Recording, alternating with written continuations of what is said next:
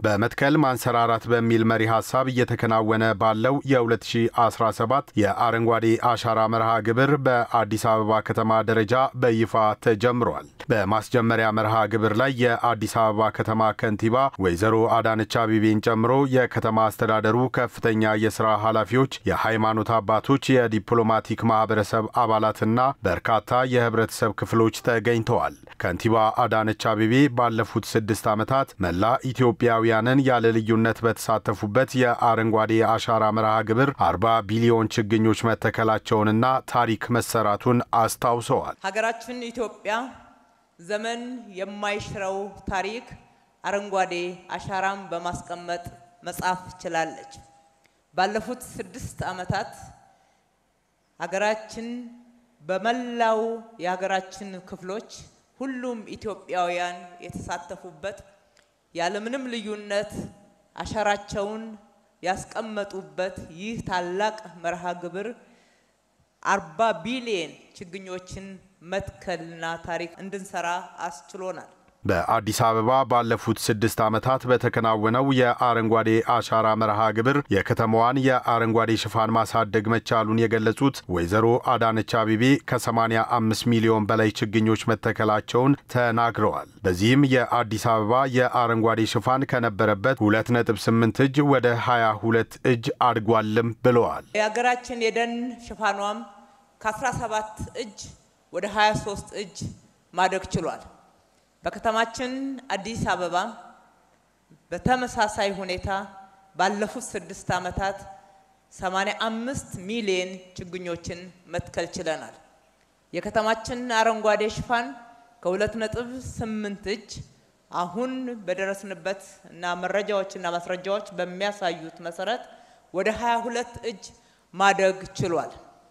በጥቅሉ በዚህ አረንጓዴ አሻራ የተከልናቸው ችግኞች የጽድቀት መጠናቸው ከ85 እጅ በላይ እንደሆነም ያሳያል። የአዲስ አበባን የአረንጓዴ ሽፋን መጠን 30 በመቶ ለማድረስ ሁላችንም በጋራ መስራት አለብን ያሉት ከንቲባዋ የከተማዋ ነዋሪዎች ለዚህም ዓላማ ከሊቅ እስከ ደቂቅ በጋራ መነሳት እንዳለባቸው መልእክታቸውን አስተላልፈዋል። የአረንጓዴ ሽፋናችን 30 እጅ እስከሚደርስ ድረስ አንደክምም፣ አንዝልም፣ አንሰለችም፣ አንረካም፣ እንሰራለን፣ ተባብረን በጋራ እንዘምታለን፣ ሁላችንም እንተክላለን። ወጣት፣ አዛውንት፣ ሴት፣ ወንድ፣ ደሃ፣ ሀብታም፣ የተማረ፣ ያልተማረ፣ ኢትዮጵያዊ ወይም ውጪ ዜጋ አሊያም የገዢ ፓርቲ ተፎካካሪ የመሳሰሉትን ምንም አይነት ልዩነት ሳናስቀምጥ መላ ኢትዮጵያውያን አብረውን የሚኖሩትን ሁሉንም ዜጎች እያስተባበርን በጋራ እንተክላለን። ከንቲባ አዳነች በአዲስ አበባ ከተማ ወደ 916 ሄክታር የአረንጓዴ አሻራ ማኖሪያ ስፍራ መዘጋጀቱን ጠቅሰው ዜጎች በሁሉም አካባቢዎች አረንጓዴ አሻራቸውን ማኖር እንደሚችሉና ለዚህም ችግኞች መዘጋጀታቸውን አስታውቀዋል። በአዲስ አበባ ወደ 916 ሄክታር መሬት አዘጋጅተናል።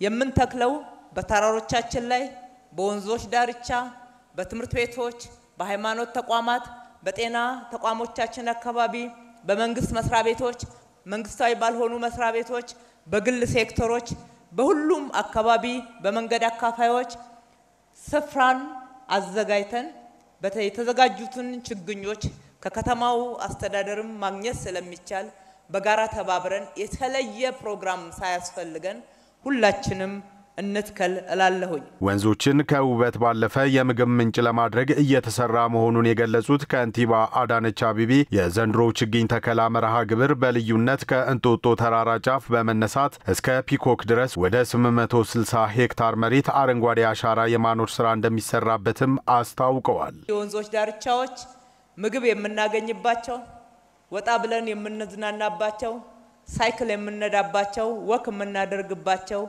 ዓለም አቀፍ የስፖርት ሁነቶችን የምናዘጋጅባቸው ትልቅ የኢትዮጵያን ከፍታ የሚያሳዩ ስፍራ ይሆናሉ። ወንዞቻችን ከብክለት ወደ ውበት እየመጡ ናቸው።